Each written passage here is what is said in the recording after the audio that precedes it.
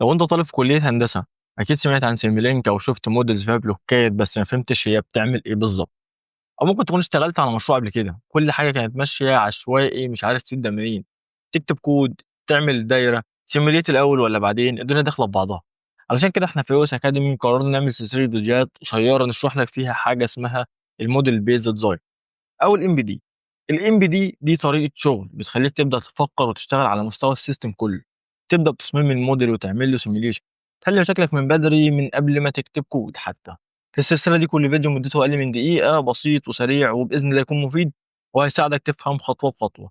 هنبدا من الصفر وهنوصل لحد ما تبقى قادر تبني موديل بسيط بنفسك وتفهم بتعمل ايه وبتعمله ليه، وهتشوف بنفسك ازاي الطريقه دي بتطبق في مشاريع حقيقيه زي العربيات والدرونز والانظمه الذكيه.